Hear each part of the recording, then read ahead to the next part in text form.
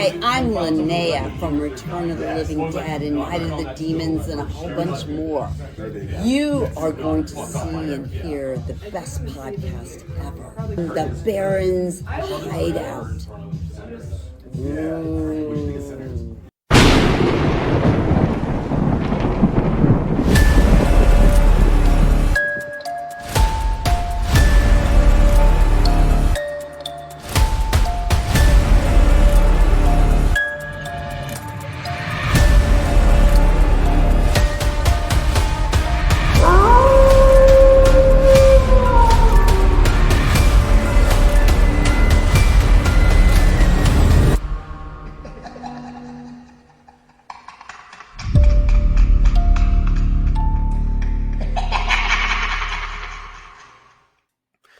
Welcome to the Baron's Hideout podcast.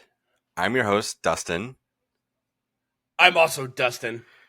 And it's like back to basics. We're here, just going to be talking about some stuff, and we're missing our mom, and that's okay. Yeah, Dustin, you can call her mom. That's Yes. okay. I'll call Anna our guardian. Okay. Like she is our guardian. Our Marmdian. We'll collide those together. There you go. That sounds fair. But yeah, Anna's taking a little bit of a seat back just for a little bit. I'm going to leave it at that.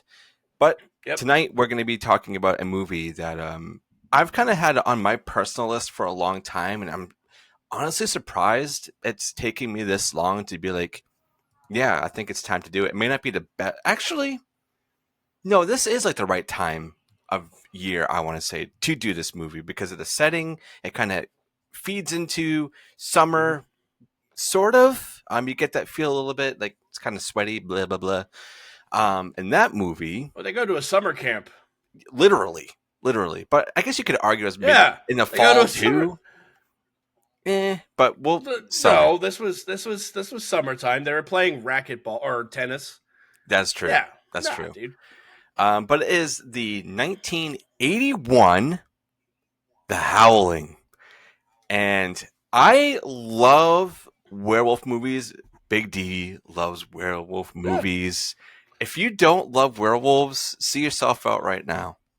All right. You're just wrong, okay? I'll give you a couple seconds to go and get yourself there. But yeah, since I've started doing this podcast, I had a whole list of werewolf movies that I wanted to do because my original co-host really wanted to get into other types of horror, not just the mainstream shit. And there's a lot of werewolf movies out there. I'm not going to say they're all good because we covered one not that long ago that...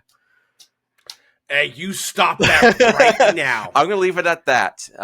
But yeah, you don't get me started. But this is also one that spawned a lot of sequels, and a lot of the sequels aren't great because a lot of them Have you seen them? I have seen them. I have. Dude, The Howling 3 is about a kangaroo werewolf. Yeah, it gets a little. I have the tape. Wacky. I have the tape over there, dude. It rules. Gets a little wacky. I didn't say they're all bad. I said there's some of them that are like you can kind of get away from them. Sure. But this is the one that started it all. I mean, Joe Dante, Rob Bottin, Rick Baker. There's a lot of really good shit. But before we start diving into all the fun stuff, we're going to start off with the guessing game that we do every episode. We're going to go right over to Rotten Tomatoes, and we're going to see what people are ranking this. All right, you ready? So, I'm ready. Critics, 44 reviews. Now remember, this is 1981.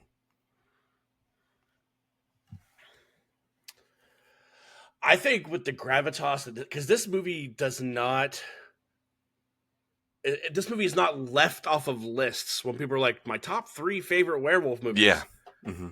Number 2 is usually The Howling. Yeah, and it's usually American Werewolf in London. That's the first one, usually. Not me, dude. That's okay. Yeah. But I think, like, with the practicals in this, the story, Dee Wallace... Dude. Cinema's mom. That's Cinema's mom. Yes. Dee Wallace. And she's still kicking. Have her show. Oh, dude, she's awesome. What did I just see her? She was just in Stream? Yes. Yes, she was. Yeah. I think the critics critiqued this movie at a 74%. Dude. Don't do this to me. 75.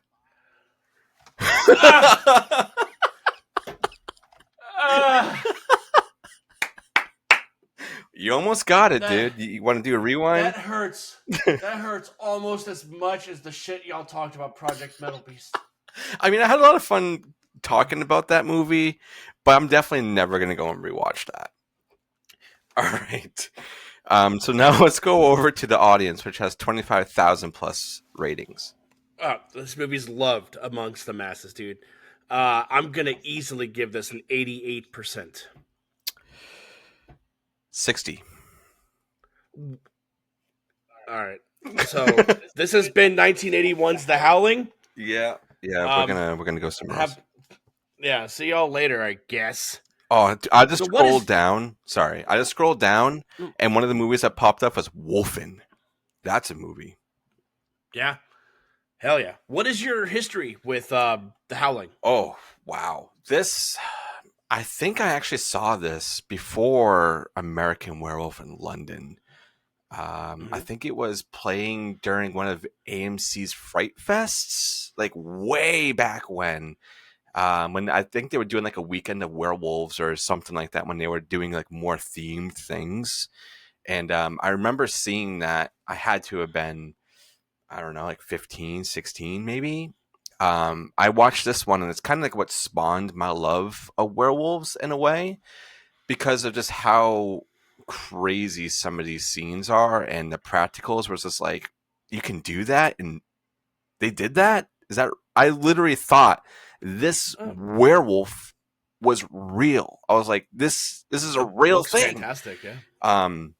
So yeah, I saw that, and then I saw American Werewolf in London, and I was like, okay, that's cool. They had a cool scene too, where they were showing off the practicals, and this guy turning into a werewolf. People argue that that's better, but we'll get to that. Here's the deal with that, man, is Rick Baker did both. Yeah. He did both the same year. Yes, that was the other thing, that Joe Dante didn't even realize that John Landis was doing a werewolf movie until like they were like almost done with it, and they're like, wait a second, 2 werewolf movies in the same year?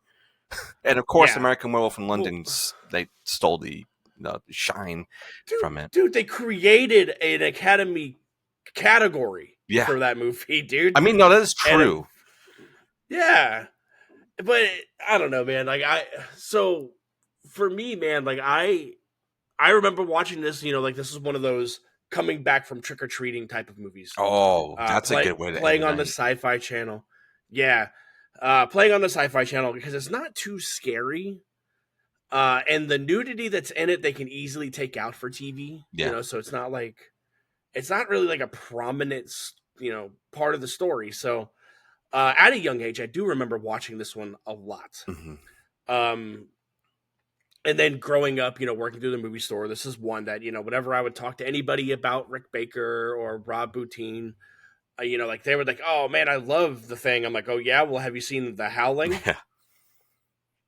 No, do yourself a fucking solid and check out The Howling. But man, again, this movie is great. Like the werewolf cosmetics look amazing.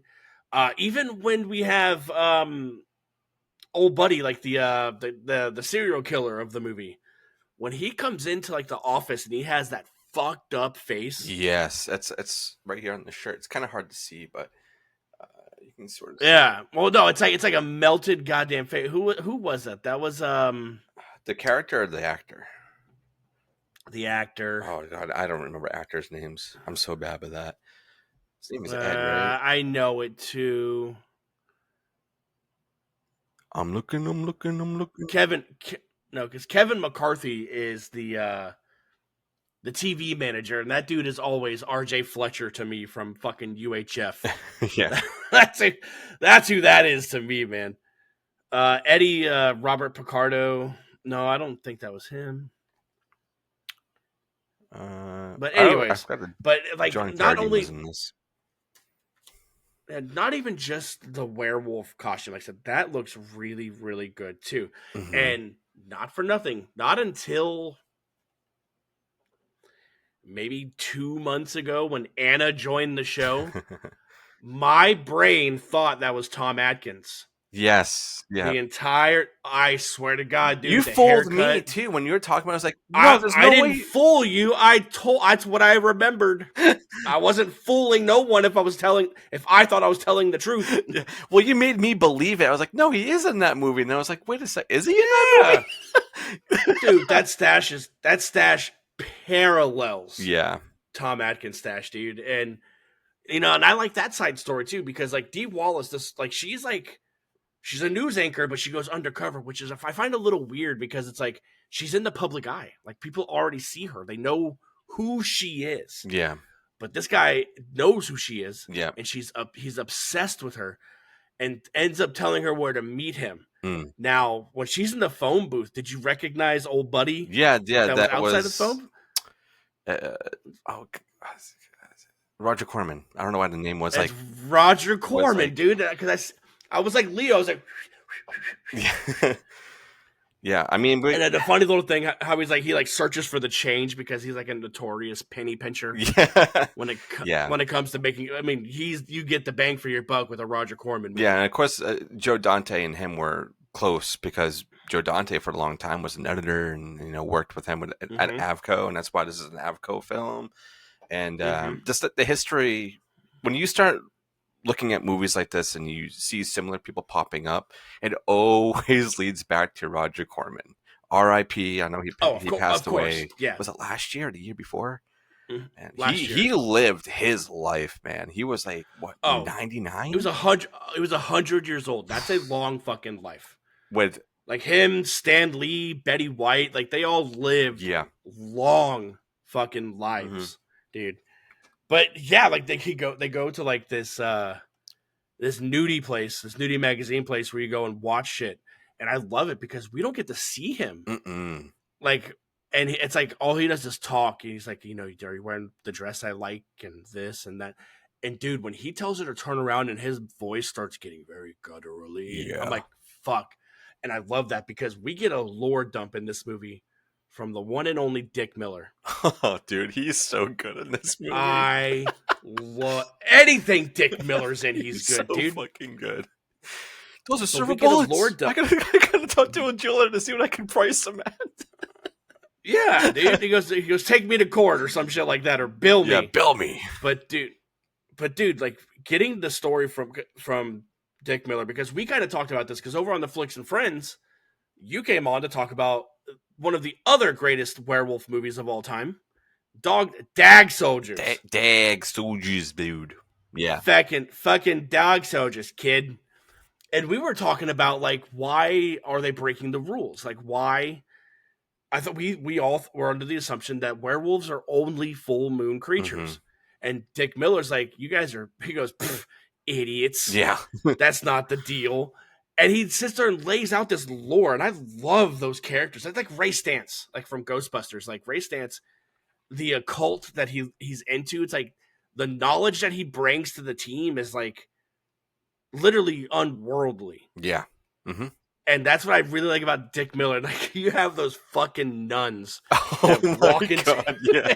He's just like looking at him like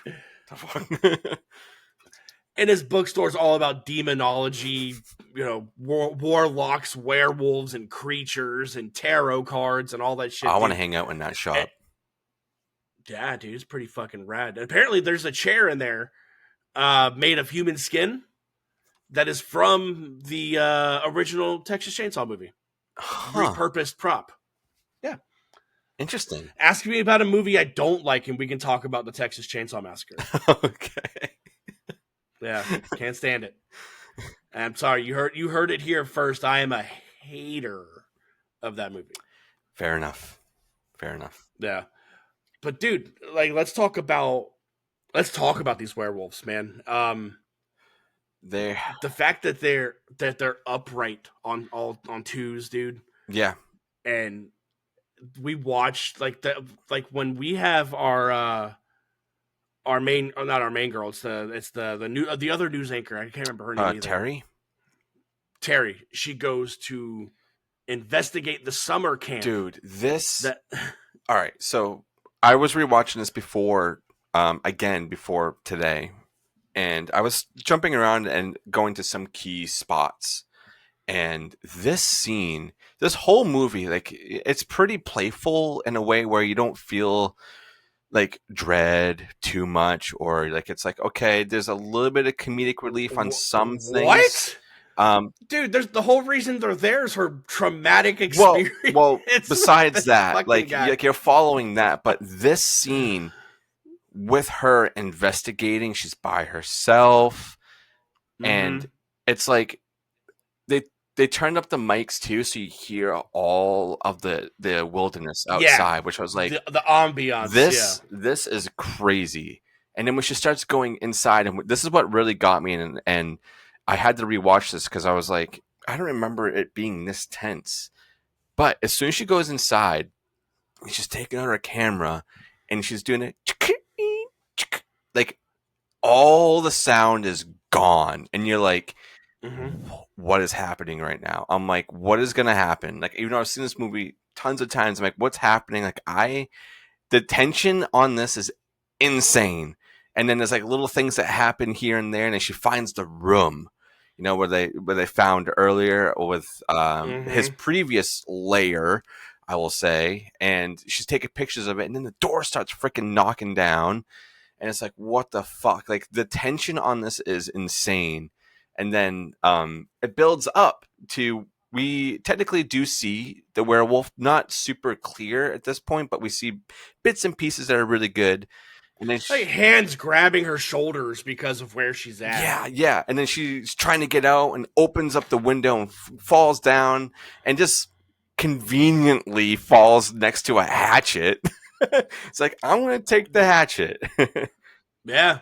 And chops that fucking werewolf's arm off, dude. And this is what everybody's going to be like, well, what happens when you chop off their hands? Does it just grow back? Fuck no, it does not. It does. Dick Miller talks about that. He's like, that's part of the lore he drops. He's like, you cut off their arm, you cut off their leg, it grows back in 3 days. You know? Oh, yes, that is right. Yeah, it takes time. This dude is presumed dead because he gets gunned down after attacking Dee Wallace in this cinema booth. And that's what kind of like sparks the investigation and why we meet Dick Miller, is because this guy, like his, in a crematorium, there's fucking claw marks everywhere. Like, he's gone. You think someone stole the body? Yeah, well, he didn't just fucking get up and walk out on his own. They say that in every movie, and you're always fucking wrong. Yep. But Dick Miller lays it out for you. He's like, yeah, they can, in 3 days, they're fucking fine. Yeah. Silver is the only thing that can take them down. You know where else I learned that from? The Monster Squad. I was just going to say the Monster Squad. And you can also blow up a werewolf in that movie. Yeah. Well, 2 ways to kill a werewolf. Silver bullets. What's the other way? That's it. Kick him in the nards. No. What if you push him out a window and he falls down onto a stick of dynamite? And it happens. It fucking happens. Wolfman's got nards. Dude, that Uncle Rico Wolf dude is pretty fucking good. Yeah. But Rob Bottin, let's talk about him for just a minute. And just his credentials, dude, because there's a lot. There's a movie that we have on our list that RoboCop. Yeah. He worked on that. He worked on Seven. He worked on The Thing. Like, he's like The Thing. Yeah, he was wherever Rick Baker was. Picture. It was Rick Baker's right hand. Yeah. Yeah, it was essentially his apprentice. Yeah. But like The Thing's most famous picture with like the morphed head and the guy next to it painting it is Rob Bottin. You know, and it's the shit that he does is phenomenal because we get to see where that arm came from later. Yeah. Dude. And you got old buddy because with the fucking nub. Yeah. Because your friend cut it off. Dude, and so like we keep talking about how the summer camp like they go to the summer camp. So she's at a rehabilitation center, Mm-hmm. and it's because of this traumatic experience she went through. And we meet like this slew of people, but we also meet Marsha. Oh, Marsha. Dude. And I love it because the doctor's like, yeah, she's very eccentric. She's of Earth. She's a of nymphomaniac. earthly. What? Dude. And apparently, like in this movie, like they pulled one over on her, like they did an old girl from fucking Pen the Pendulum, because she has never posed nude Mm-hmm. for magazines, because magazines and tabloids they over exaggerate some, you know. Mm-hmm. She only agreed to do this in this movie because it was because of her acting. Yeah. And they're like, oh, and also you'll be kind of like filtered out with smoke, so you won't be seen too much. There were no surprises. No, it was a long scene. No. Yeah. It was long. And that was her one and only in Hollywood, apparently, because of this experience, you know, being lied to, and which sucks. I mean, it's like to get her to do that by saying what they said was pretty shitty. Yeah. But from those standards, though, like how strict was the rules and laws around that in the 80s? I feel like it didn't really get super strict about how clear you need to be on things, or contracts that need to be signed until probably the late 80s, I want to say. I don't know. But like, yeah, I mean, regardless, it's still super fucked up. But she's the one that starts it all, dude, because yeah. she bites or scratches not Tom Atkins. I think both. And I think she does both. Maybe. I'm not yucking no one's yum, okay? But yeah, she's the one that pretty much escalates this whole thing, and then like not Tom Atkins goes out with this hunting party the next day. And they're like, you don't need a hunting dog? They're like, no, not if we have old Crazy Boy right there. And we meet Crazy Boy, and he's running around doing that shit, dude. But we learned that he was the werewolf that attacked Tracy, because he's the one that's missing a fucking arm. Yeah. And I love it. I love that reveal so much. I mean, maybe it's because I've seen the movie before, but when you look at him, you're like, something wrong with you. You're something else. You're not human. But also, when we start meeting all the people in this society, I think is what they call it. It's cult. You can say that. And it's we meet the old dude, and he's just like looking at everybody. Like there's a couple like making out.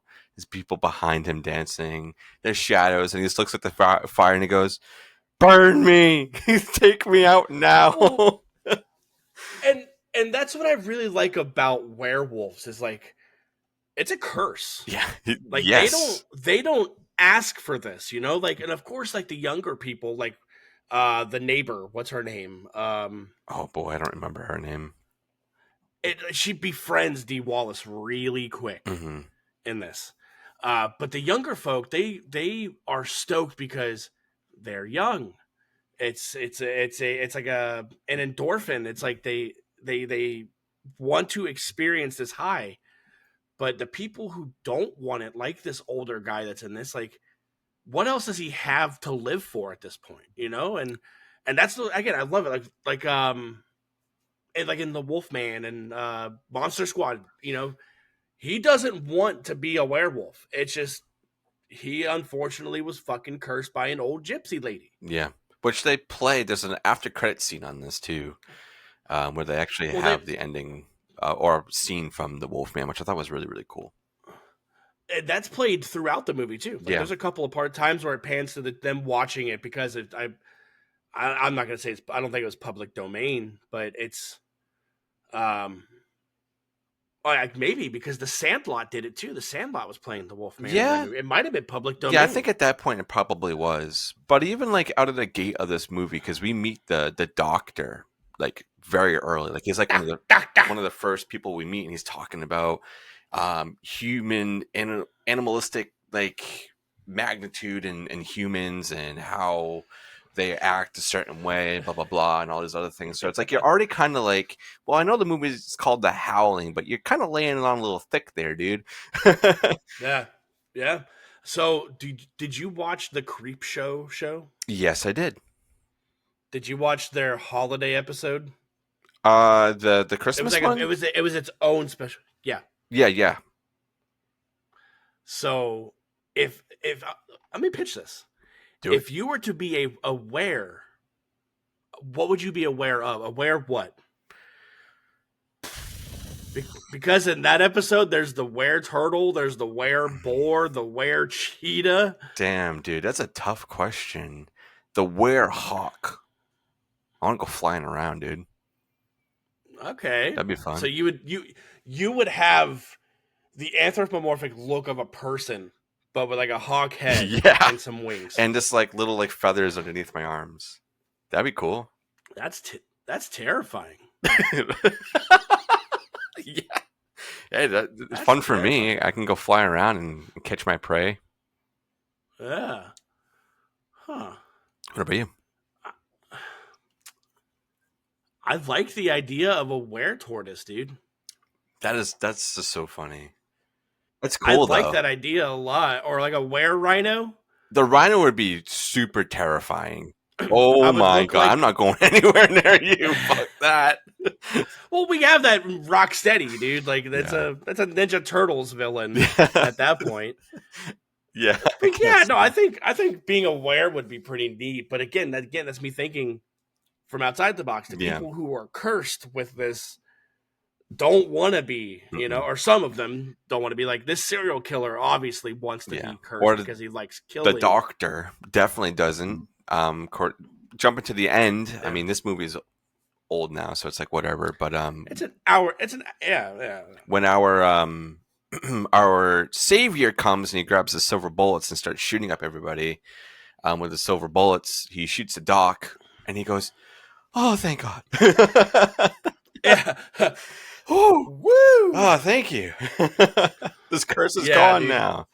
And everybody didn't even believe him either. Like, you don't got silver bullets. He's like, no, those are real because he shot someone before. And you're like, oh, those are real. You don't believe me? Check this shit out. Gets him. Yeah, those were the world's largest fucking rifle too. Those bullets were super cool looking, and it was a huge box. I was like, Dick, where the fuck do you get these, man? You just got so many oddities everywhere. I love it. Yeah, he's probably got shrunken heads. Yeah. He's probably got little monkey's paws. Probably got like a predator head back there or some shit, or an alien head. Who knows? I wouldn't doubt it. Yeah. You needed it in an hour? I got you. Yeah, man. Is what he would say. Yeah, shipping and handling, okay? Yeah. But this ending, though, is really good because, you know, Dee Wallace is like trying to make everyone believe her. Oh, yeah. And I don't even know when it happened, dude, but I think she said, because this is the second time she's like, we see her freak out in front of the camera. Mm-hmm. But RJ Fletcher, Fred, you know, in the movie, he's like, hey, get her the fuck out of there now. Get her out of there. Cut to something else. Get her out now. Yeah. Like he's looking out for her. But she starts turning into a fucking werewolf on live TV, dude. And I love seeing like the other homes. Like, oh wow, yeah, what's going on? What's going on? This lady's turning into a werewolf on TV. Wait, what? Wow, those special effects they got nowadays are really good. One of the guys at the bar. Yeah, dude, it's so fucking good, man. But then we get the stinger because you think she's dead, man. But Marsha is ending up at the bar. And the credit scenes too are so good because like they're saying, how do you want your burger? I want it rare. And the whole thing is just them cooking a burger the entire time. I love it. Rare burgers shouldn't take long to cook anyways. No. It's like you let it kiss the grill twice and that's it. It's funny too, like going back to Dee Wallace, with her turning into a werewolf.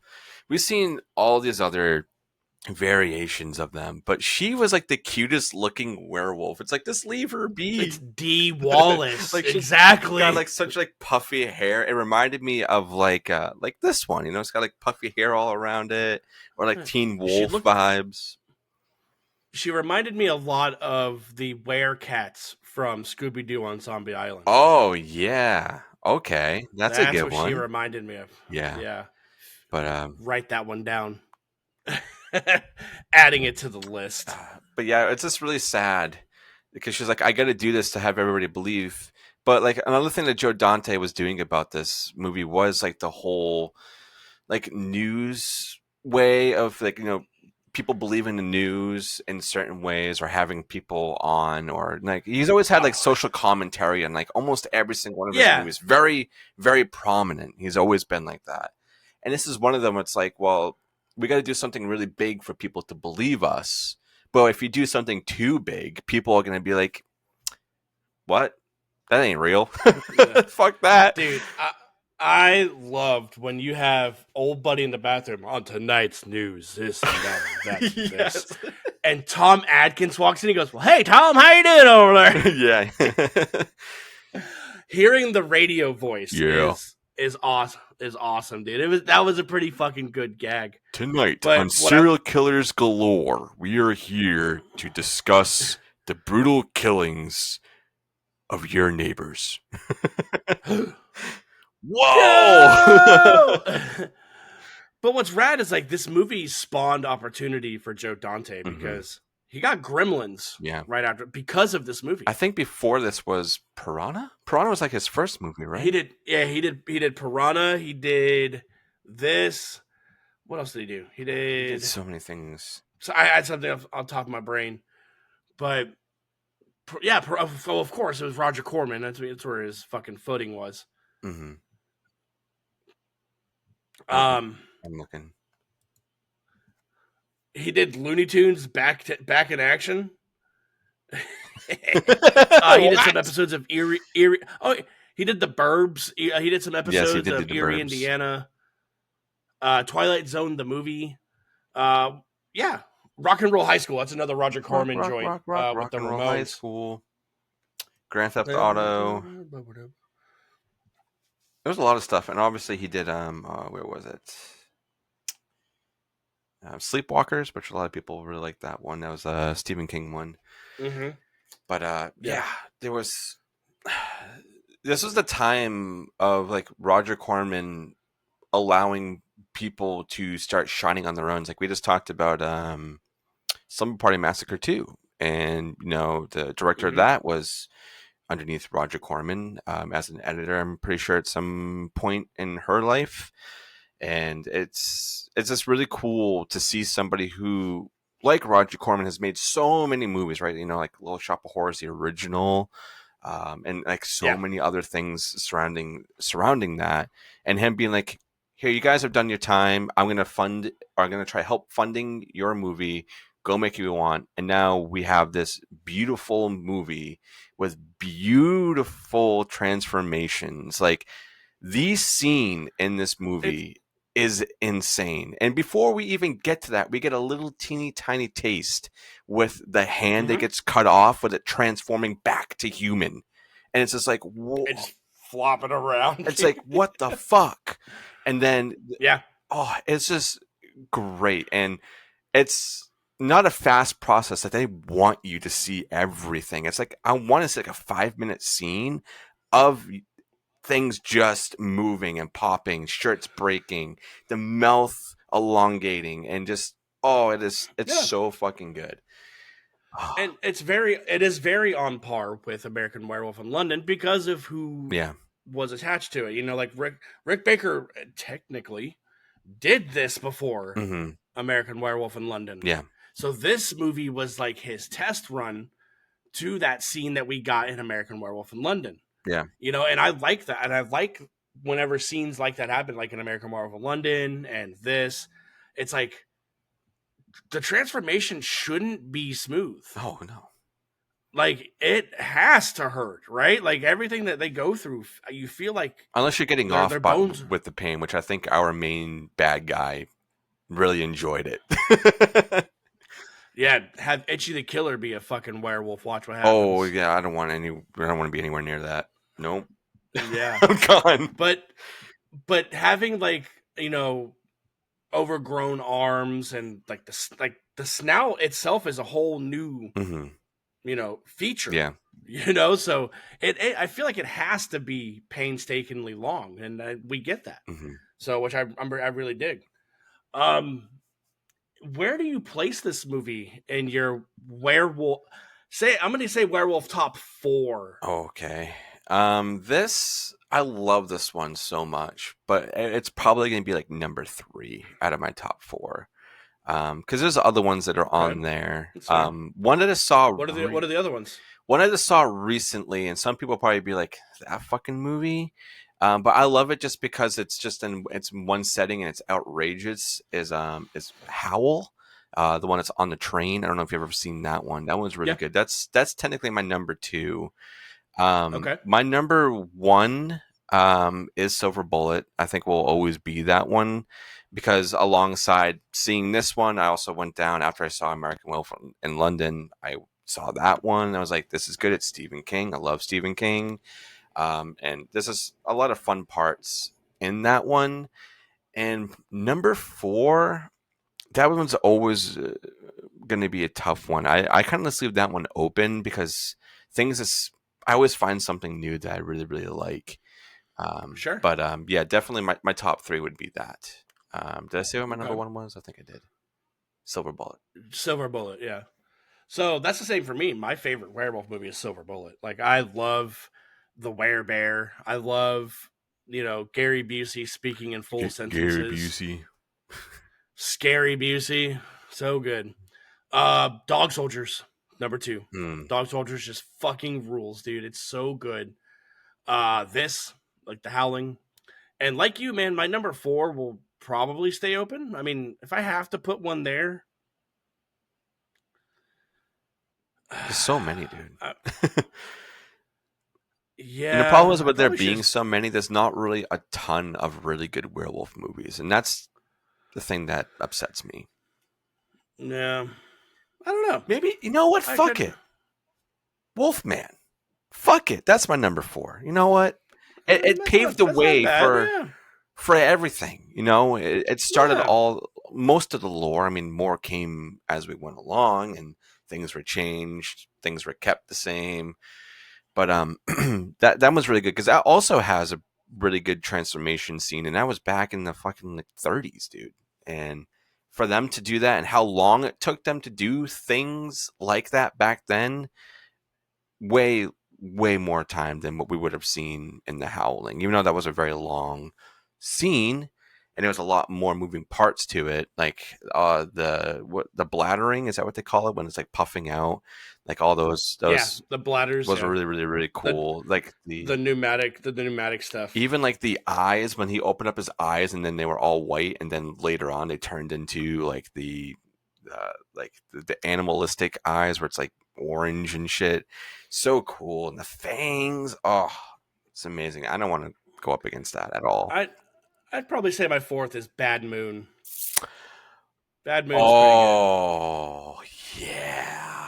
I also did, because you guys turned me on to Late Phases. You and the movie Dumpster Boys. Yeah, that was a good one too. That's a sleeper hit, dude. That's a sleeper hit. Yeah. But yeah, this movie was a joy, and if you haven't seen this one and you are a fan of werewolf movies, please go do it. And I will say, go watch the sequels if you want to call them sequels, because they don't really intertwine, really. But go ahead if you just want to have some fun and just go on a marathon. I think there was like 5 of them. There's quite a few. There's 4. No, there's 5, and then there was like a remake, like a modern, not a remake, a modern Howling movie. Oh, I might have missed that one. But anyway, there's a lot of them out there, and go get this one to watch. And I guess if you want to relive that time, you can go and watch this one and then watch American Werewolf in London, and you can be like, which one do I like more if I was back in 1981? I like, for me personally, man, like, well, I guess we can get into our ratings. Yeah, let's do it, man. Do we think So, what would you rate out of five D Wallaces? That's a lot of D Wallaces. What do you rate The Howling? This is an easy 5 for me. I always have a blast with this one. I feel like the writing, the pacing, it's less than an hour and 30. It moves right along. There's not too many characters where you feel overwhelmed. The community is pretty cool when you get to the ending and you see them all there and the fire starts going and now they're all surrounding the car too. Like that's also really cool. They have multiple men in suits around the car, which is absolutely awesome. It's really, really fun. Also, and the cop, like the townie that's there, when they go, oh, it's our dude, and he comes on and he's like, no, he's a werewolf. Like, oh fuck, he's one too. God damn it. Yeah. That was really, really cool. Yeah. But there's like a lot of like first time around, there's a lot of really good surprises. I remember watching this and being like, I was not expecting that. I wasn't expecting that. Holy fuck, we're watching this. Let's go. Yeah. And then when the girl gets killed and bit and just laid out on a table for everybody to see, it's just like, oh man. Yeah. That sucked. But an easy 5. I can watch this one anytime and have a great time. What about you, man? Sure. Yeah, I'm right up there with you, man. But I'm not going to give it a 5. I gave it a 4. Oh, that's still good. Only because it's not my favorite werewolf one. But like you just said about watching this and watching American Werewolf in London and seeing which one is better. Me personally, I prefer this werewolf over the American Werewolf in London. I'm right werewolf. there with you. I really am. And what sucks is like about American Werewolf, I don't even like the werewolf of that movie. What I like is the decaying friend. Yes, he's the most best. And like the dream scenes, those are really cool too. Yeah, but having like this werewolf being on his his hind legs, cognizant. You know, he's not. Of course, werewolves are beasts, but this guy he understands what he's doing. Yes, and does it multiple times within like 5 minutes. Yeah. Oh, the whole he's hunting down Tracy. Like he's methodically doing it, which is awesome to see this 8-foot monster do that. Yeah. So this is a 4 out of 5 for me, man. Like I absolutely will revisit this. I got the Shout Factory Blu-ray. It looks beautiful. I think I have it on tape too. I know for a fact I have the Howling 3, the kangaroo one. But yeah, no, easily a 4 out of 5. Yeah. It was a really fucking good pick. Yeah, I'm happy that I followed through with it. Anna, what did you think? This movie was a 5. It was a 5 out of 5 because I like Dick Miller and Dane Wallace. The transformation scene blew my mind. Thanks, Anna. Dustin, we got some exciting news to drop on some people right now. Dude, do we? Please inform me. What do we got? So we have been given the opportunity by our good friends over at Creeporama to start assisting, and hooking up people with a discount code to their website. So the next time you go to buy a badass shirt like this, hell yeah, or any of the other fucking Creeporama shirts you see me wear on this show, you can now use Barron's 10 to get yourself 10% off your purchase. 10%? Damn. 10%. 10%. Yeah.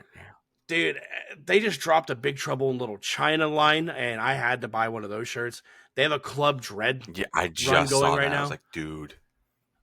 They have a Tremors one coming up, dude. They have a lot of good shit coming out, man, and I am so excited that we have, built the relationship we have with them and that they trust us enough to allow us to have this opportunity. Yeah, I'm super stoked. So if you guys are in the market for more horror appeal and you just want to check out some cool shit, the links will be down below as well. So you guys can just go ahead and copy that. Just go over there and then check out. Just put in Barron's 10. You guys get 10% off. And I think that's a pretty sweet fucking deal. Yeah. I'm stoked. I'm super stoked. It's going to be great, man. It's going to be great. What do we have cooking? over here over on the Baron's Hideout? Wow. Well, we got a pretty packed month. Some things might be a little scattered about just for the meantime for personal things. But besides that, we have a lot of really cool things coming out, like a couple interviews maybe lined up that we're going to be doing. We got some tales that are coming out. We know you guys love tales. I love doing tales. A lot of really cool things that we have lined up, and then we're going to be going into our month of action pretty soon too. Oh, I'm so stoked, baby. dude. So the month of July is the month of action, and for over on Give Me Back My Action and Horror Movies. So Charlie has created this mind child of shows participating. I made the post I made the graphic for it today. 15 shows, insane, are participating in the month of action. Yeah, dude, it's awesome, and I'm excited because a lot of the movies we have picked, Anna has not seen before. Yeah, I know. Well, it's gonna break her hearts even more if she doesn't like them. We're gonna make nope. All right, we're done. Yeah. No, it's gonna be rectified, but for over here, just letting everybody know, we are doing action horror based movies. Yes. I mean, we're staying in the vein, we're staying in our lane, but it's going to be with action elements to it. So I'm pretty stoked on the lineup that we finally decided on. So can't wait for you guys to check that out. Me either. What do you got going on over on your shows, dude? So when this comes out, we had just put out the letter T for Team America World Police. Hell yeah. Dude, it was a chore to talk about because, as everyone knows, Matt Parker and Trey Stone don't care who they offend. No. But I think Paul and I did a pretty good job about it. And then after that, Paul and I, for the letter U, we have double dates. We have 2 special women coming on the show. Ooh. And it's going to be a fucking blast. So the letter U is going to be sad up front, fun at the end, I guess, because I don't think I've ever seen the movie all the way through. But it's going to be good. Hell yeah, man. So yeah. That's what I got cooking, man. So what do we got to do to get out of here?